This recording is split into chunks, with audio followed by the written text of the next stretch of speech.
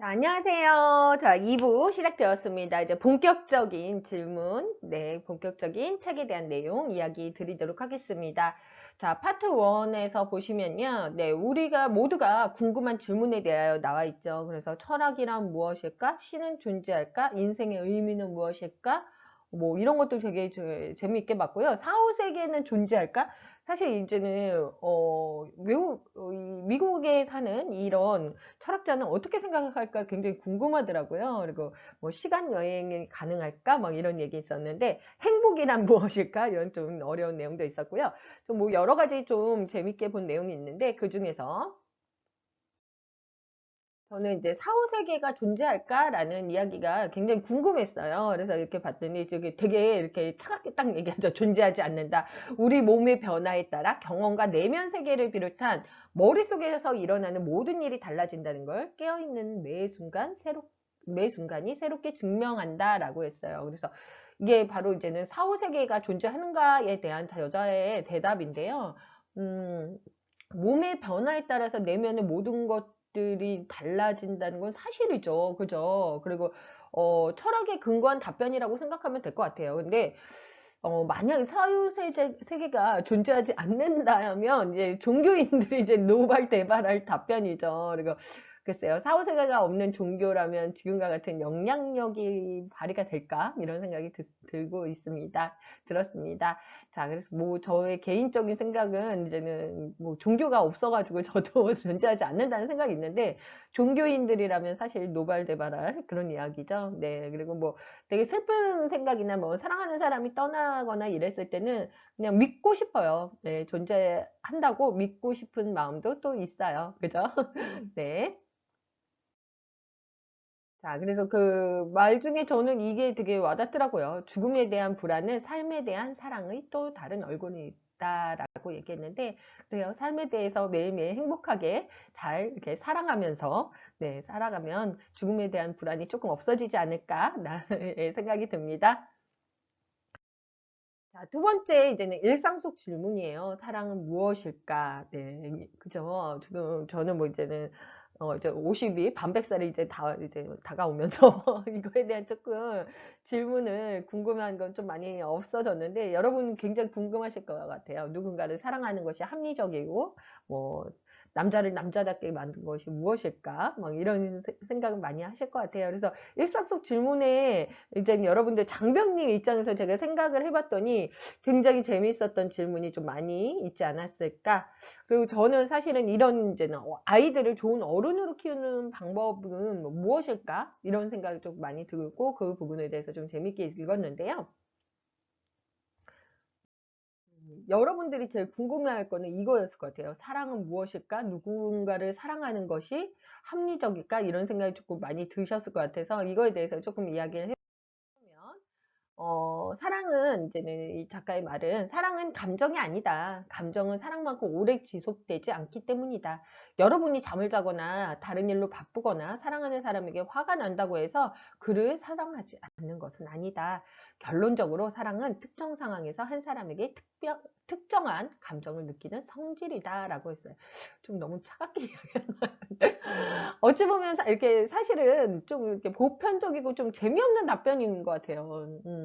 근데 저자는 이제는 이거에 대해서 이렇게 얘기하죠. 사람들이 이제는 사랑을 심오한 거라고 생각하지만 사실은 감정의 기질의 집합체다. 뭐 이렇게 이야기하죠. 물론 사랑을 그렇게 정의할 수도 있지만 그렇게만 해서는 이렇게 이게 막 사랑에 대한 문학 뭐 이런 것들이 다양하게 나올 수 없을 것 같아요. 영화 뭐 이런 것들이요. 그래서 이게 어, 조금 아쉬운 답이 하나.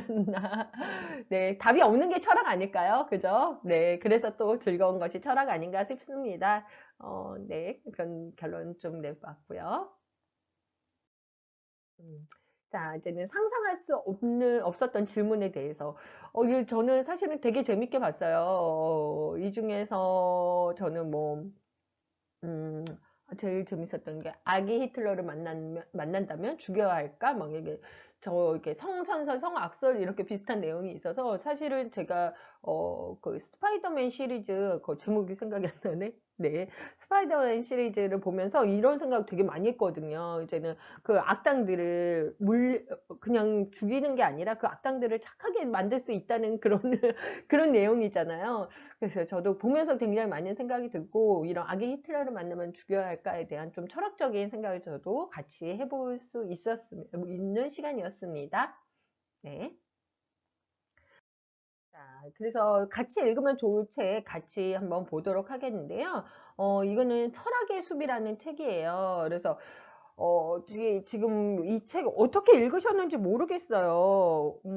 그런데 조금, 그래도 조금 어렵지 않았나?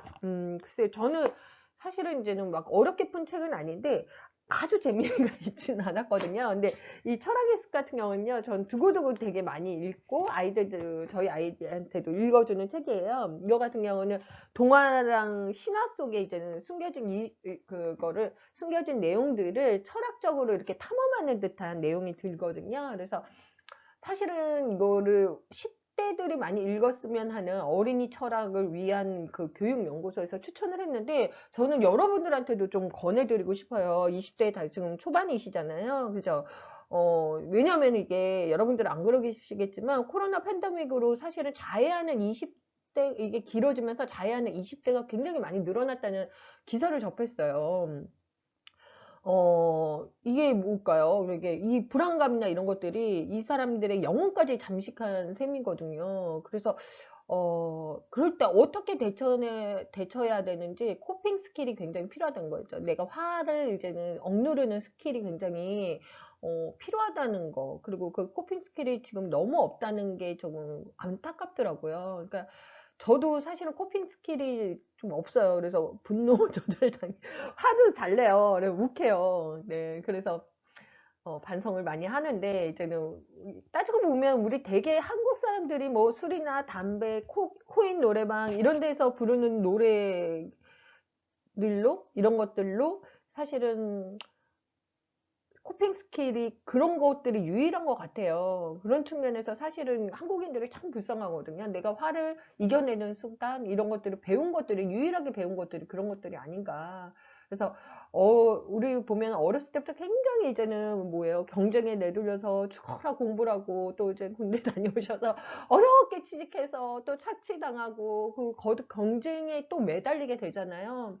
유년 시절, 학창 시절, 그리고 어른이 되어서도 어떻게 살아가야 되는지, 무엇을 가지고 있는, 무엇을 이제 추구하는 삶인지를, 그거를 배우지도 못하고 생각할 겨를도 없이 이렇게 살아오는 것 같아요. 그래서, 아주 사소한 위기, 이렇게 코로나 팬데믹이 딱 생기니까 그 위기를 극복할 힘이 없이 이렇게 무너지게 되는 거거든요.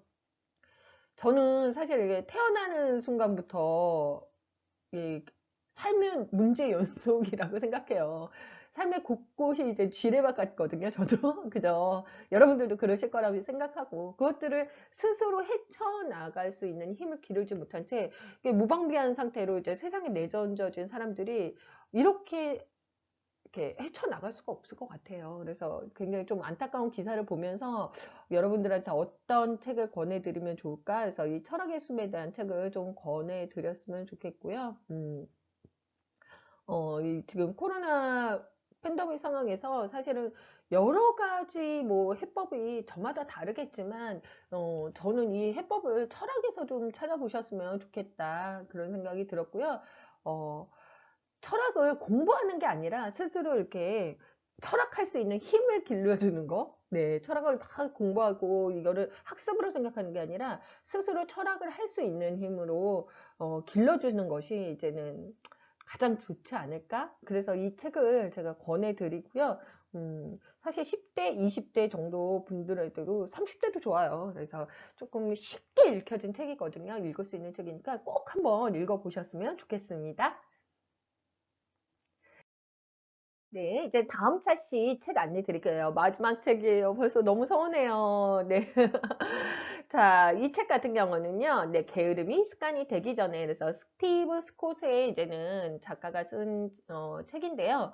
우리가 작심삼일 많이 하잖아요. 그 악순환들을 이렇게 단칼에 딱 끊기 위해서는 결심을 잘하는 게 아니라 습관이 중요하다고 얘기해요. 그래서 습관에 관한 수많은 연구랑 실험 결과를 막 공유하면서 전 세계 수많은 이들에게 삶을 변화시킨 습관 전문가거든요. 근데 이 사람은 이제 게으름에 대한 습관을 일찌감치 뿌리 뽑지 않으면 삶의 균열이 생겨서 거대한 재앙이 닥칠 수도 있다고 이렇게 경고까지 해요. 그래서 미루는 버릇을 없애기 위한 7단계 훈련법을 제시하는데요.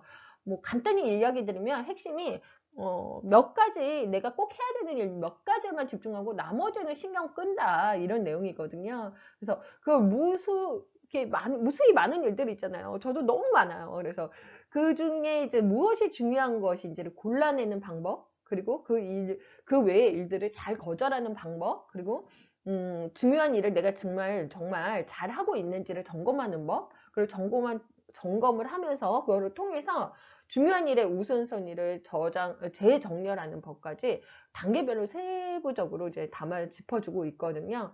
자, 우리 이제는 지금 연초 시작되면서 이제는 아마 마음 많이 먹었을 거예요. 뭐 이거 해야지, 저거 해야지. 근데 지금 잘하고 계십니까? 네, 작심삼일의 악순환을 끊는 법 같이 공유해 봐요. 자, 다음 시간에 만나요. 자, 대단히 감사합니다.